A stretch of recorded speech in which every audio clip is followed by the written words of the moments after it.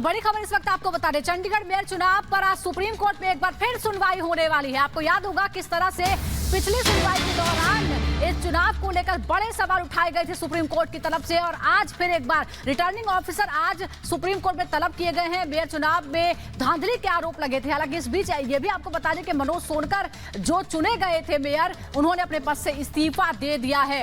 आज चंडीगढ़ मेयर चुनाव को लेकर सुप्रीम कोर्ट में फिर एक बार सुनवाई होगी। रिटर्निंग ऑफिसर को तलब किया गया था, कड़ी टिप्पणी की गई थी सुप्रीम कोर्ट की तरफ से, और आज इस मामले में फिर से एक बार सुनवाई होगी। हालांकि मेयर जो चुने गए थे उन्होंने अपने पद से इस्तीफा दे दिया है।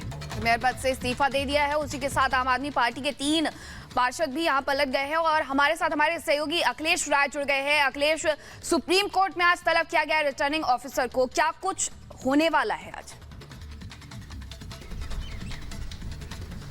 देखिए, पिछली बार जब सुनवाई हुई थी उस समय परिस्थितियां दूसरी थी। उस समय जब वो पेन ड्राइव दी गई और पेन ड्राइव को देखने के बाद चीफ जस्टिस भड़क उठे कि किस तरह से रिटर्निंग ऑफिसर ने कैसे काउंटिंग की है और किस तरह से 8 वोट को उसने इनवैलिड करार दिया है।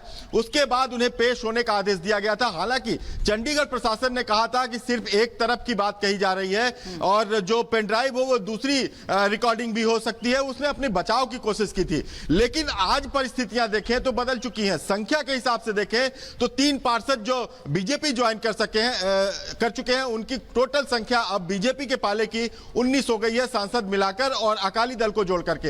अब आसानी से कहा जा रहा है कि मेयर का चुनाव बीजेपी जीत लेगी।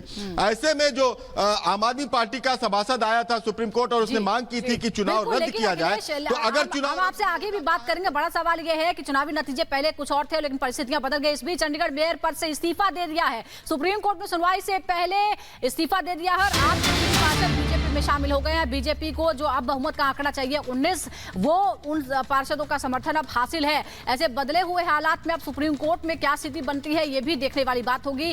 चंडीगढ़ मेयर ने इस्तीफा दे दिया है। मनोज सोनकर ने अपने पद से इस्तीफा दे दिया क्योंकि उनके चुनाव को लेकर प्रश्न उठाए गए थे। ये कहा गया था कि रिटर्निंग ऑफिसर ने सही तरीके से व्यवहार नहीं किया और जानबूझकर उन्होंने जो दूसरे दल थे उनके पार्षदों के वोट को खारिज कर दिया था। चंडीगढ़ मेयर चुनाव को लेकर के जहां सियासी घमासान तेज हो गया है, तो वही इंडी गठबंधन को जोर का झटका लगा है। 3 पार्षदों ने बीजेपी में शामिल होने के लिए कह दिया है, तो अब जो संख्या है, जो आंकड़े हैं, वो बदल गए हैं और उसके पहले ही मेयर मनोज सोनकर ने इस्तीफा दे दिया है। क्या कुछ हो रहा है चंडीगढ़ में, आपको इस रिपोर्ट में दिखाते हैं।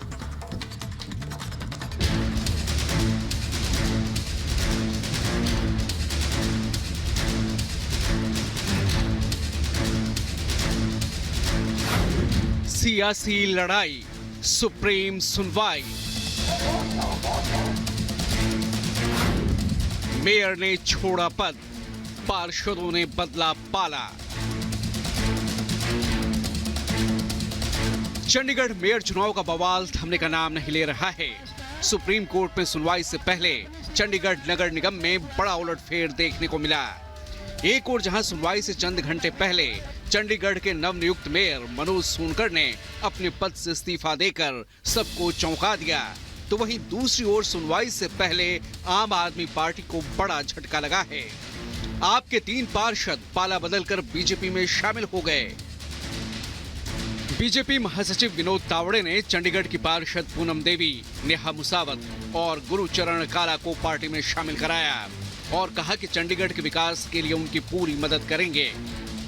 चंडीगढ़ के पार्षद गुरुचरण जी, नेहा जी और पूनम जी भाजपा में प्रवेश कर रही है। चंडीगढ़ में आम सामान्य आदमी गरीब कल्याण का काम करने में ये हमारे साथ जुड़ेंगे और मुझे विश्वास है कि चंडीगढ़ के गरीब कल्याण का काम और तेजी से वहां पर हम करेंगे। वहीं बीजेपी का दामन थामने वाले पार्षदों ने पीएम मोदी को अपनी प्रेरणा बताया और अपनी पुरानी पार्टी के व्यवहार को लेकर नाराजगी जताई। एक झूठा वादा किया गया कि आपको मेयर कैंडिडेट बनाया जाएगा, लेकिन एट द एंड उन्होंने किसी और को मेयर कैंडिडेट बना दिया।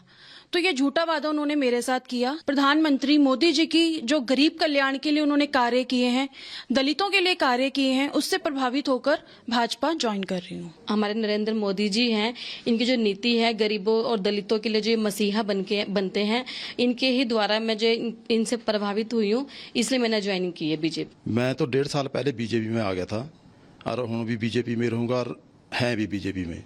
कुछ कारणा करके मैं गुमराह हो गया था, ਮੈਨੂੰ पार्टी ने गुमराह कर दिया था, फिर उत्थे जाके साडे फोन बंद करा दे, इस करके थोड़ा जाके लेट हो गया, दोबारा मैनू आना पै रहा।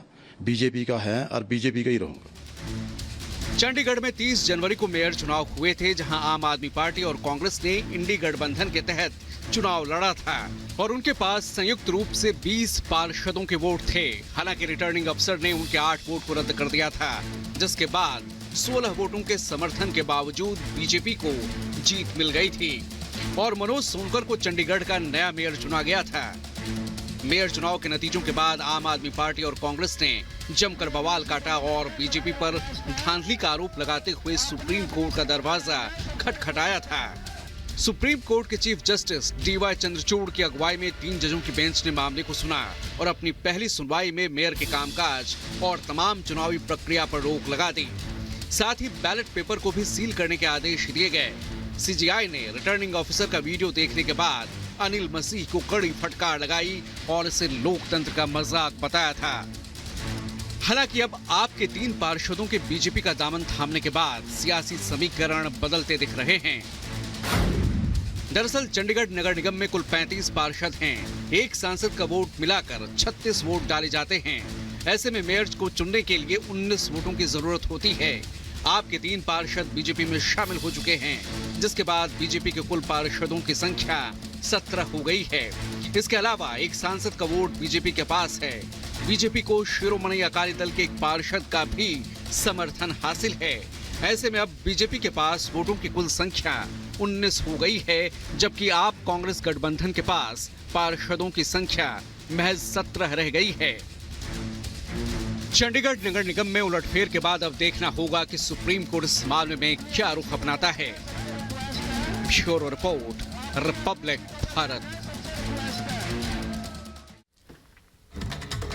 और बात संदेश खाली की। संदेश खाली में जिस तरह से महिलाओं का उत्पीड़न हुआ है, अब वुमेन कमीशन की टीम भी पहुंच रही है। आपको बता दें कि आज एनसीडब्ल्यू की टीम, राष्ट्रीय महिला आयोग की टीम अब कुछ ही देर बाद पहुंचने वाली है। रेखा शर्मा जो राष्ट्रीय अध्यक्ष हैं वो पहुंच रही हैं, जो पीड़ित महिलाओं से खुद बातचीत करेंगी और इस मामले की जांच करने के लिए राष्ट्रीय महिला आयोग की टीम दिल्ली से रवाना हो चुकी है। संदेश खाली की घटना बेहद दुखद है। ये रेखा शर्मा पहले ही बयान दे चुके हैं। पीड़ित महिलाओं से एनसीडब्ल्यू की टीम मुलाकात करेगी। ये भी खबरें हैं कि राज्यपाल से भी मुलाकात कर सकती है एनसीडब्ल्यू की टीम। जैसे आपको पता है कि संदेश खली में बहुत डिस्टर्बिंग न्यूज़ आ रही है। मेरी मेंबर एक इंक्वायरी करके आई है, लेकिन पुलिस के कारण वो बहुत सारे विक्टिम से नहीं मिल के आई थी, इसलिए मैं जा रही हूँ। मेरी बात हो चुकी है विक्टिम से और मैं चाहती हूँ कि उनको पूरा जस्टिस मिले, इसलिए मैं खुद जाऊँगी, डीजी से मिलूंगी और वहाँ पे लोकल पुलिस से भी मिलकर। बहुत ज़्यादा ज्यादती हुई है महिलाओं पर और गली गली में जाकर मैं बात करना चाहती हूँ सभी महिलाओं से और उनको सांत्वना देना चाहती हूँ कि मैं उनके साथ खड़ी हूँ, ताकि वो आगे आके बात करने की हिम्मत रख सके। तो एक तरफ एनसीडब्ल्यू की टीम पहुंच रही है, दूसरी तरफ सुप्रीम कोर्ट में सुनवाई भी होने वाली है। श्वेता हमारे साथ जुड़ गई है। श्वेता, अभी क्या स्थिति है, क्या अपडेट है?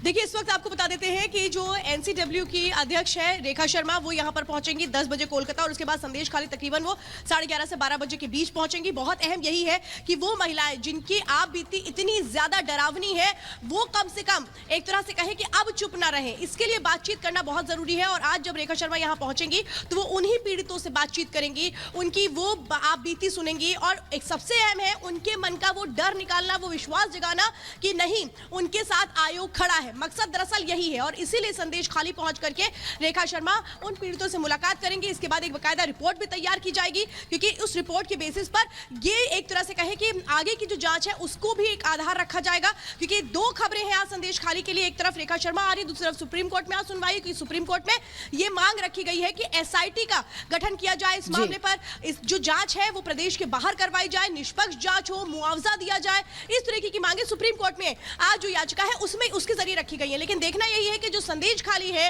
आज जब यहां पर रेखा शर्मा आती है तो किस तरह से जो जांच है वो आगे बढ़ाने की बात होती है, जो राष्ट्रीय महिला आयोग है वो कैसे इनको इंसाफ दिलाती है, न्याय दिलाती है। क्योंकि इस मामले में जो मुख्य आरोपी है शाहजहां शेख, उसकी अभी तक गिरफ्तारी नहीं हो पाई है। टीएमसी सरकार में जरूर हड़कंप मचा हुआ है। कल हमने देखा कि कैसे जो बीडीओ के अधिकारी थे वो यहाँ पर आकर घर घर जाकर के ये कह रहे हैं आपको डरने की जरूरत नहीं है, सरकारी योजनाएं आपके लिए है। यानी ये दिखा रहा है कि ये पता है ममता बनर्जी को कि 42 लोकसभा सीटों में से बिल्कुल जो दबाव है और चुनाव नजदीक है, जब दबाव पड़ा है तब जाकर कार्रवाई शुरू हुई है। एक आरोपी की गिरफ्तारी जरूर हुई है, लेकिन ये जानकारी और ये घटना बहुत बड़ी है जिस पर पूरे देश में चर्चा हो रही है। श्वेता, आप हमारे साथ बने रहिए। इस बीच संदेश खाली पर सुप्रीम कोर्ट में आज अहम सुनवाई है, ये बता दें। सीबीआई जांच कराने की याचिका दाखिल की गई है, सुप्रीम कोर्ट से निष्पक्ष जांच की मांग की गई है। यह भी अपील की गई है कि जांच राज्य से कहीं बाहर कराई जाए, या तो एसआईटी या फिर सीबीआई इस पूरे मामले की जांच करे, क्योंकि राज्य सरकार की भूमिका, टीएमसी की भूमिका कुछ सवालों के घेरे में है।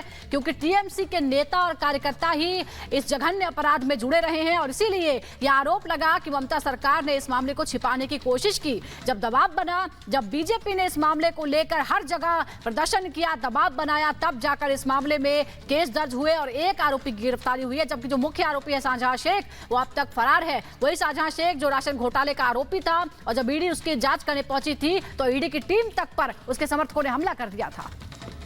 तो सुप्रीम कोर्ट से केस की निष्पक्ष जांच की मांग की जा रही है। सुप्रीम कोर्ट में आज सुनवाई होनी है, एसआईटी के गठन की बात भी की जा रही है। और पश्चिम बंगाल की बात करेंगे दिल्ली की, जहां अरविंद केजरीवाल को आज फिर से पूछताछ के लिए कथित शराब घोटाले मामले में बुलाया गया है। लेकिन अभी भी सस्पेंस बरकरार है कि आज भी पेश होंगे या नहीं, क्योंकि 5 बार उन्हें अभी तक समन भेजा जा चुका है, हर बार वो समन स्किप करते आ रहे हैं। ऐसे में संदेह बना हुआ है, सस्पेंस बरकरार है कि आज भी पेश होंगे या नहीं। शराब घोटाले को लेकर के ये ईडी का समन फिर से गया है, लेकिन पिछले बार हमने देखा था कि जब ईडी के यहाँ पर अधिकारी पहुंचे हुए थे तो किस तरीके से केजरीवाल के घर पर बवाल हुआ था। नेता ने किस तरीके से यहाँ पर जो आम आदमी पार्टी के नेता है उन्होंने आकर के बवाल किया था। और अब ऐसे में देखना यह होगा कि आज पेश होंगे या नहीं होंगे।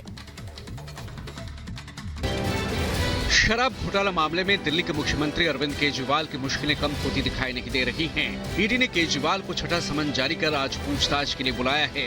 हालांकि इससे पहले भी ईडी केजरीवाल को 31, 17 और 3 जनवरी के साथ ही 21 दिसंबर और 2 नवंबर को समन जारी कर चुकी है, लेकिन केजरीवाल अभी तक